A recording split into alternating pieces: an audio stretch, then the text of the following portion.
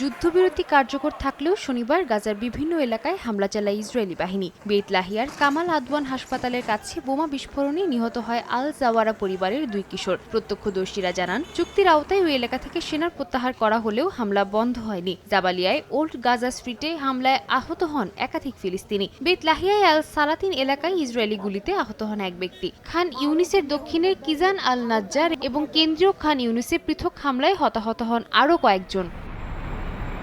সহিংসতার মধ্যে ইসরায়েলের ওপর কূটনৈতিক চাপ বাড়াচ্ছে যুক্তরাষ্ট্র। শনিবার প্রধানমন্ত্রী বেনিয়ামিন নেতানিয়াহুর সঙ্গে বৈঠক করেন ট্রাম্পের বিশেষ দূত স্টিভ উইটকফ ও উপদেষ্টা জারেড কুশনার। যুদ্ধবিরতির দ্বিতীয় ধাপে অগ্রসর হওয়ার আহ্বান জানান তারা। তবে হামাসের কাছে থাকা শেষ জিম্মি রান গাভেলির মরদেহ ফেরত না আসা পর্যন্ত পরবর্তী ধাপে যেতে নারাজ নেতানিয়াহু। জিম্মির পরিবার হামাসের ওপর আন্তর্জাতিক চাপ জোরদারের আহ্বান জানিয়েছে।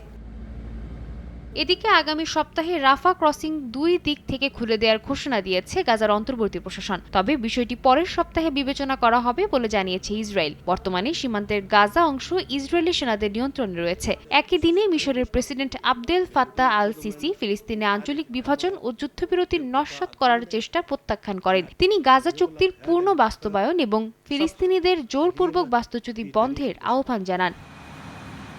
2 বছর পর গাজার একমাত্র বিদ্যুৎ কেন্দ্র চালুর সম্ভাবনার কথাও জানিয়েছে প্রশাসন। আন্তর্জাতিক অংশীদার, সৌরবিদ্যুৎ উদ্যোগ এবং বিদ্যুৎ সরবরাহকারীদের সঙ্গে আলোচনা চলছে বলে জানানো হয়। তবে নির্দিষ্ট সময়সীমা বা প্রক্রিয়া এখনও স্পষ্ট নয়। যুদ্ধের শুরু থেকে বিদ্যুৎ ও জ্বালানি সরবরাহ বন্ধ থাকায় গাজায় প্রয়োজনের অর্ধেকেরও কম বিদ্যুৎ পাওয়া যাচ্ছিল। হাসপাতাল সহ জরুরি সেবায় মারাত্মক প্রভাব পড়ে। ধ্বংস হয় 5080 কিলোমিটার বিদ্যুৎ লাইন ও 2285টি ট্রান্সফরমার।